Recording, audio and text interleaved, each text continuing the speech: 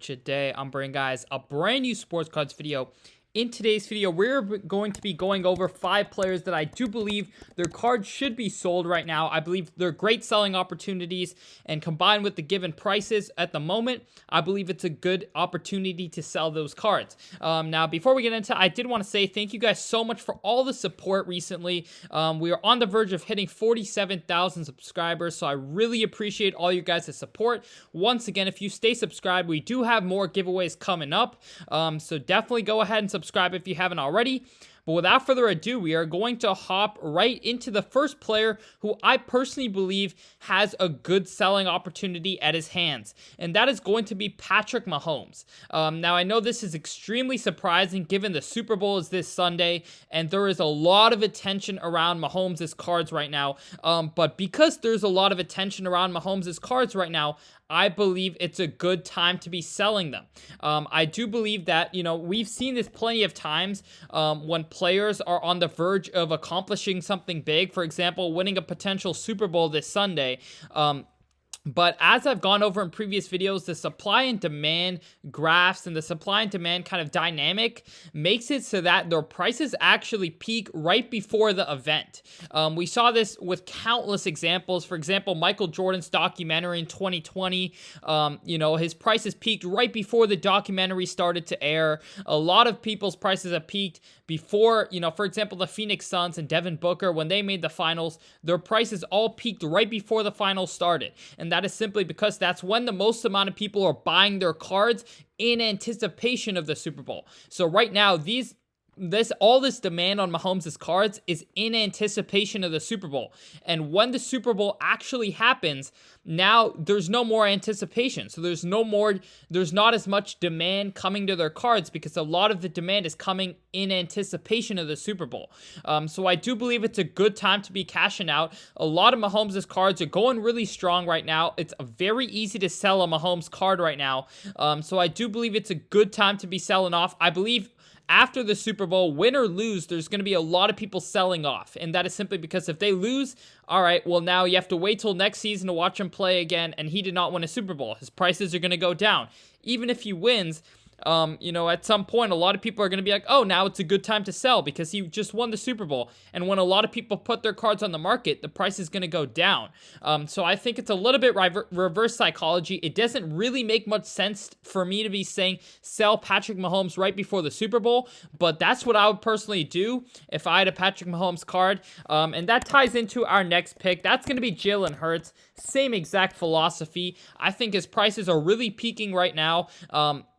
And if he wins a Super Bowl, there could be a slight boost in his prices, but I think it's not worth the risk, one. And two, at some point, I do believe Hurts' cards have already seen a very big increase in price, and I think even if he wins the Super Bowl, there's going to be a sell-off for a lot of people who invested in Hurts' cards throughout the season and now think it's a great time to sell because he just won a Super Bowl. So a lot more supply is going to hit the market, and the demand is not going to be there as much because a lot of the demand right now for Hurts' cards are in anticipation of the Super Bowl.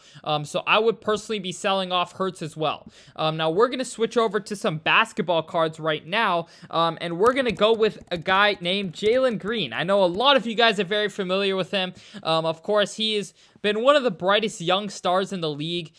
However, the Rockets are not in position to make the playoffs. And we are about 2 months away from the NBA playoffs starting. And what happens in anticipation of the NBA playoffs is a lot of people invest in NBA playoff players who have a chance to win the NBA Finals. Now, when this happens, a lot of people are selling off the players who do not make the finals, or who do not make the playoffs, sorry.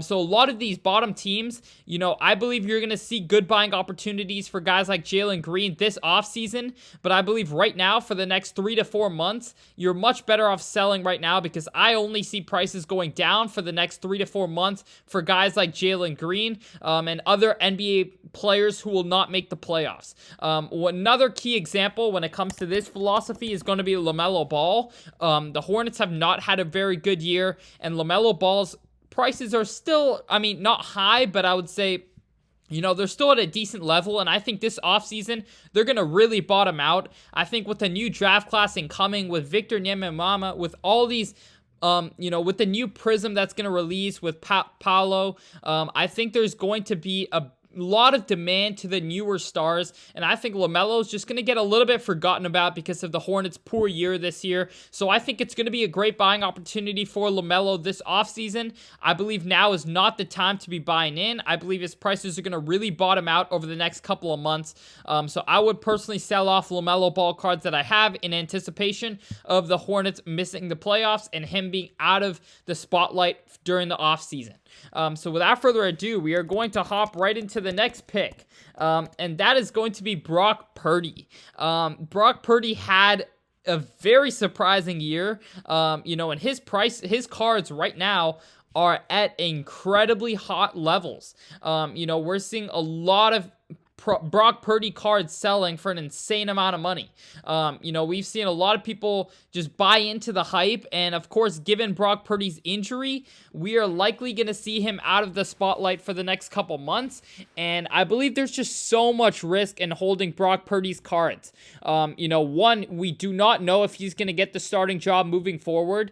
Likely not, given Trey Lance will be back, and his injury is a question mark, and his prices are incredibly high. He would have to literally be a Jalen Hurts or a Justin Herbert just for you to break even if you're paying these prices. Unless he turns into, you barely even see a Justin Herbert collegiate card going for $13,000. And that's one of the brightest young quarterbacks in the league. So the upside is pretty much zero if you take into account the prices you're paying on Brock Purdy's cards. I would highly suggest selling off. Unless he's the next Tom Brady, prices will likely not sustain itself given the current prices and just the overall quality of the cards you're buying into. Mosaic is not the most sought after set, and a Brock Purdy Mosaic Gold sold for $12,000 in the playoffs this year. This is Panini certified, is hardly even looked at. So this card for a guy like Justin Herbert would probably not even be $22,000. So it's just really insensible to be buying up Purdy's cards. I believe if you have any, take advantage right now, sell them off. I believe it's going to continue to go down for the next couple of months. That's my personal opinion. I know a lot of people will buy into the hype and call me out in the comment section, but that's my personal opinion. So, yeah, I hope you guys did enjoy this video. I know there's quite a lot more cards that I would be selling off. If you guys want me to make a part 2, comment down below and make sure you go ahead and subscribe to keep up with our content. Other than that, I hope y'all enjoyed, and I'm out. Peace.